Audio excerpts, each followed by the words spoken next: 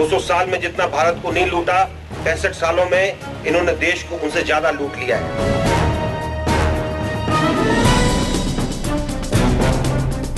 आज कई लोगों को लगता है कि संसद भंग होनी चाहिए, लेकिन कैसे करेंगे?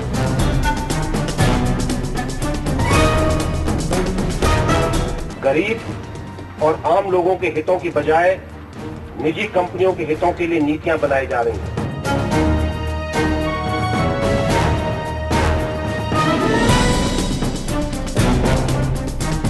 कई लड़ाई लड़ी हमने दुश्मन के साथ। अभी देश को बर्बाद करने वाले दुश्मन हमारे घर में छुपे हैं, उनके विरोध में भी लड़ाई करना जरूरी है।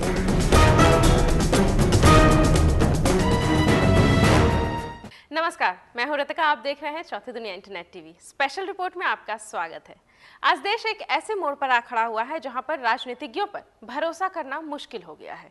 ये हम नहीं, समाजसेवी अन्ना हजारे और रिटायर्ड जनरल वीके सिंह भी यही कहते नजर आ रहे हैं। देश के दो ईमानदार चरित्र के लोगों ने स्पष्ट रूप से ऐलान किया है कि संसद को भंग किया जाना चाहिए और नए चुनाव का ऐलान किया जाना चाहिए। आइए आपको दिखाते हैं वो खास बातें जो जनरल वीके सिंह ने और अन्ना हजारे ने स्पष्ट किया है। आज की पार्लियामेंट को भंग कर नई पार्लियामेंट जनता को बनानी है और नई पार्लियामेंट बनाने के लिए जनता की शर्तें होंगी। ये जनता का हक है, ये जनता का अधिकार है। जनता की संसद बनेगी तब उसमें जन लोकपाल आएगा, ग्राम विकास आएगा, राइट टू रिजेक्ट आएगा, ग्राम सभा को पावर आएगा, साथ ही अंग्रेजों के बनाए गए सारे सड़े गले कानूनों को बदला जाएगा। सभी को शिक्षा, सभी को स्वास्थ्य, सभी को रोजगार और सभी के लिए विकास की योजना बनेगी। देश को स्वावलंबी बनाएंगे। देश में जनतंत्र है, जनतंत्र के मुताबिक कानून होने चाहिए। इन्होंने तो हद ही कर दी है। किसी के मुंह का निवाला तो किसी के हाथ से काम को छीनने का काम सरकार कर रही है। भ्रष्टाचार, घोटाले, महंगाई, बेरोजगारी की वजह से देश के हर वर्ग के लोगों का विश्वास इस संसद से उठ गया है। इसलिए हम ये मांग करते हैं कि संसद को भंग कर फौरन चुनाव की प्रक्रिया चालू की जाए। वीके सिंह ने कालाधन के मुद्दे पर और विदेशी निवेश में सरकार के रवैये पर अफसोस जताया है। इसके साथ ही उन्होंने कालाधन को वापस लाने की भी मांग की है। एक तरफ देश में गरीबी है, भुखमरी है, बेरोजगारी है, अशिक्षा है और दूसरी तरफ देश में मूलभूत सेवाओं को बहाल करने के लिए सरकार कर्ज लेती है। विदेशी पूंजी के लिए देश के सारे दरवाजे खोलने को सरकार एकमात्र विकल्प बता रही है, जबकि विदेशी बैंकों में कालाधन जमा है। अगर ये कालाधन वापस आता है तो देश की आर्थिक स्थिति सुधर सकती है। इसी मौके पर वीके सिंह ने यह भी कहा कि पिछड़े तबके के लोगों के लिए उचित नीतियां बनाई जानी चाहिए ताकि उनका जीवन स्तर सुधर सके और उन्हें उचित फायदा पहुंच सके। संविधान की भावनाओं को दरकिनार करने का हक सरकार को किसने दिया है? दरअसल गरीब और आम लोगों के हितों की बजाय निजी कंपनियों के हितों के लिए नीतियां बनाई जा रही हैं। संसद में इसके खिलाफ कोई आवाज नहीं उठा रहा है। इसलिए हमारी मांग है कि संसद को फौरन भंग किया जाए। उन्होंने ये भी कहा कि सरकार संविधान की भावनाओं को दरकिनार करते हुए चल रही है और गैर संवैधानिक रवैया अपना रही है। इसके साथ ही उन्होंने विपक्ष को लताड़ लगाते हुए कहा कि विपक्ष भी अपना सही रोल नहीं प्ले कर रहा है। कांग्रेस पार्टी, भारतीय जनता पार्टी और सारे राजनीतिक दल अपना पक्ष जनता के सामने रखें और बताएं कि वो बाजारवाद के मूल्यों पर सरकार चलाना चाहते हैं या फिर संविधान की आत्मा और भावनाओं को लागू करना चाहते हैं। उन्होंने कहा कि संसद को इसलिए भी भंग किया जाना चाहिए क्योंकि संसद ने जनता का प्रतिनिधित्व करने का हक खो दिया है, क्योंकि सांसदों ने जनता से जुड़े मुद्दे उठाने बंद कर दिए हैं। इस संसद ने देश के लोगों को प्रतिनिधित्व करने का हक इसलिए भी खत्म कर दिया है क्योंकि देश में किसान आत्महत्या कर रहे हैं। जल, जंगल, जमीन और खनिज के मुद्दे पर देश के गरीब का भरोसा खत्म हो गया है। सरकार नदियों और जल स्रोतों का निजीकरण कर रही है। खदानों के नाम पर जंगलों को निजी कंपनियों को बेचा जा रहा है और आदिवासियों को बेदखल किया जा रहा है। इतना ही नहीं, किसानों की उपजाऊ जमीन अधिकरण करके सरकार निजी कंपनियों के साथ मिल बांटकर बंदर बांट कर रही है। जिस जमीन पर देश के लोगों का हक है वो निजी कंपनियों को बांटी जा रही है। रिटायर्ड जनरल वीके सिंह ने इस बात पर जोर दिया कि देश चलाने का फैसला जनता को करना चाहिए, जबकि सरकार ऐसे फैसले ले रही है जिससे जनता की मुश्किलें बढ़ती जा रही हैं। इसके साथ ही उन्होंने कहा कि अंग्रेजों से ज्यादा इस देश को सरकार लूट रही है। अंग्रेजों ने 200 साल में जितना भारत को नहीं लूटा, 65 सालों में इन्होंने देश को उनसे ज्यादा लूट लिया है। यह बात स्पष्ट हो गई है कि संसद में बैठे लोग, सत्ता में बैठी सरकार देश का अच्छा भविष्य नहीं है। संविधान में सामाजिक विषमता दूर करने की बात कही गई है, आर्थिक विषमता दूर करने की बात कही गई है, जात पात के भेद समाप्त करने की बात कही गई है। संविधान में ये सब होते हुए भी संसद में बैठे लोग इलेक्शन के लिए जात पात का और धर्म का विष फैला रहे हैं, जात पात में लोगों को बांट रहे हैं। संविधान का पालन संसद में बैठे लोग कहां कर रहे हैं? इसलिए जनता को आज की पार्लियामेंट बर्खास्त करने की और नई पार्लियामेंट चुनकर अपने लिए नए भविष्य का निर्माण करने का पूरा अधिकार है। इसीलिए हमारी मांग है कि ये संसद भंग होनी चाहिए। जनता को अधिकार मिलना चाहिए कि वो नए प्रतिनिधि और नई संसद चुने। जनरल वीके सिंह ने यह भी कहा कि नए चुने जाने वाले प्रतिनिधि के लिए जरूरी होगा कि वो जनता के हित में काम करे, और अगर ऐसा नहीं होता है तो जनता को उसे वापस बुलाने का पूरा अधिकार होगा और उन्हें एक ऐसा एफिडेविट देना चाहिए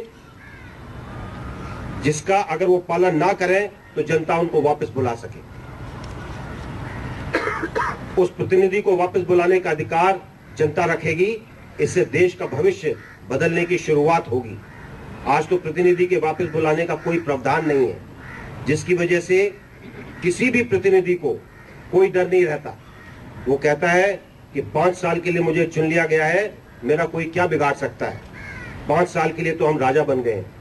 उन्होंने कहा कि देश की जिन चीजों पर जनता का हक होना चाहिए, सरकार उन्हें निजी कंपनियों के साथ मिलकर बंदर बांट कर रही है। सरकार की ऐसी नीतियों की वजह से जनता परेशान हो रही है। सरकार की इन नीतियों से आम जनता परेशान है और सांसदों ने जंगल, जमीन, जल और खनिज के मुद्दे को संसद में उठाना भी बंद कर दिया है। इसलिए इसका फैसला होना जरूरी है कि देश के जल, जंगल, जमीन और खनिज पर किसका हक है। रिटायर्ड जनरल वीके सिंह के साथ अन्ना ने भी देश की समस्याओं पर गहरी चिंता जताई। ये सरकार अभी ये देश चलाने के काबिल नहीं रही। आप देखो ना, ये सब जो बुराई है उसका जड़ है करप्शन, भ्रष्टाचार। और इसीलिए तो देश की जनता रास्ते पर उतर गई कि भाई जन लोकपाल लाओ। और ना सरकार ना संसद में बैठे हुए लोग इसको सोच रहे हैं। संसद के लोग और ये सरकार सब इकट्ठा आकर अभी तक जन लोकपाल नहीं बनाया, तो इनकी मंशा नहीं है। और ना संसद में बैठे हुए लोग इसको करेंगे, ना सरकार करेगी करप्शन को रोक लगाने के। क्यों? इनकी शुरुआत, सब पक्ष और पार्टी की शुरुआत ही करप्शन से होती है। तो क्या करप्शन खत्म करते हैं? आप देख रहे कि सब पक्षीय पार्टी इन्होंने एक कानून बनाया कि हमें चुनाव के लिए पैसा लगता है, तो जो डोनेशन हमें मिलेगा 20,000 रुपए के अंदर वाले पैसे का हिसाब नहीं देना। क्या वजह है भाई छुपाने की? ऐसा कानून बनाया। और फिर ये उद्योगपति, इंडस्ट्रियल, ये सबको हाथ में पकड़कर करोड़ों रुपया लेते हैं और वो करोड़ों रुपया का 20-20 हजार के टुकड़े करते हैं। और वो टुकड़ों को नाम देते हैं नार्या, गोम्या, चीम्या, राम्या। और काला धन यही से तो शुरुआत होता है सफेद होने के लिए।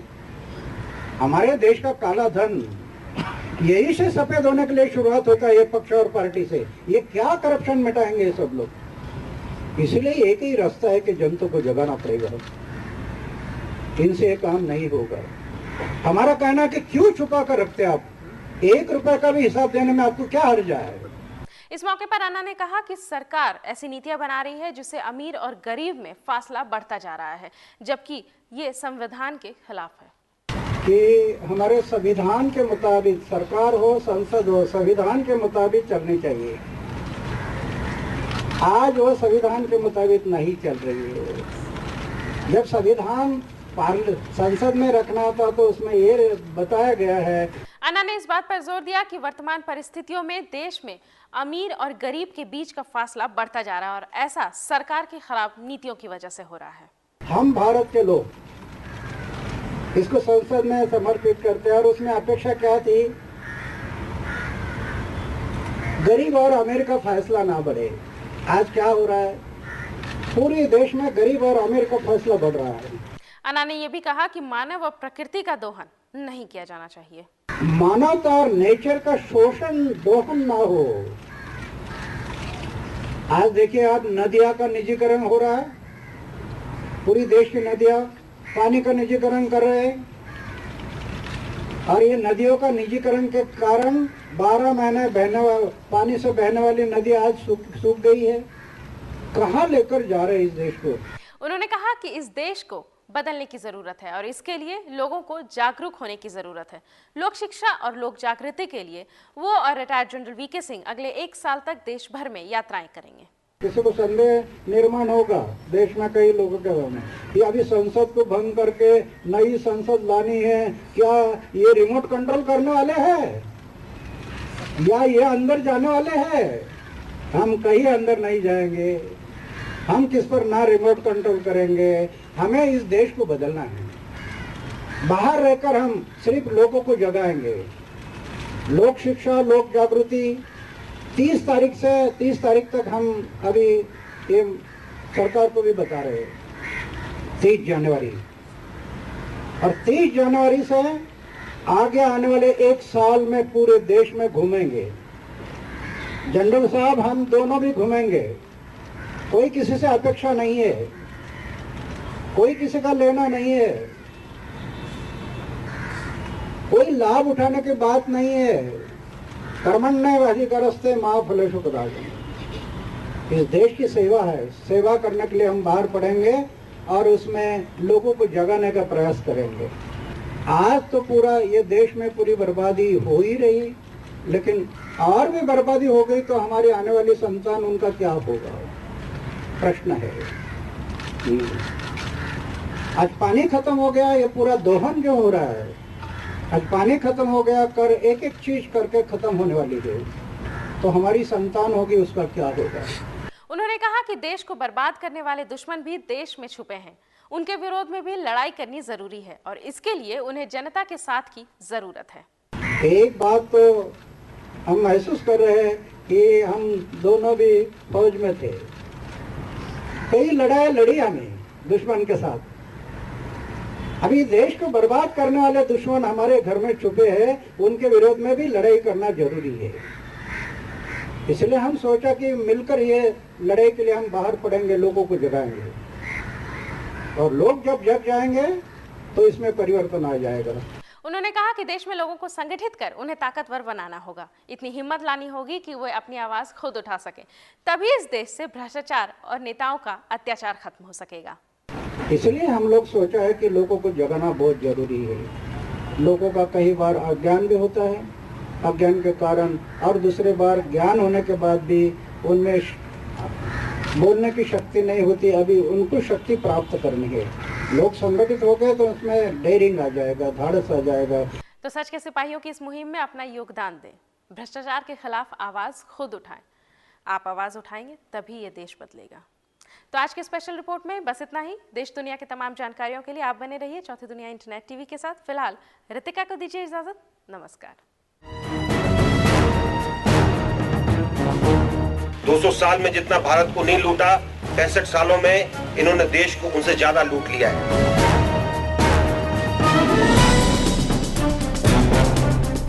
आज कई लोगों को लगता है कि संसद भंग होनी चाहिए, लेकिन कैसे करेंगे?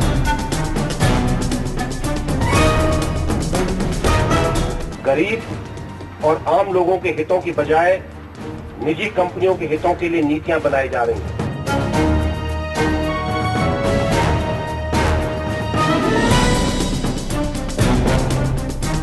कई लड़ाई लड़ी हमें दुश्मन के साथ। अभी देश को बर्बाद करने वाले दुश्मन हमारे घर में छुपे हैं, उनके विरोध में भी लड़ाई करना जरूरी है।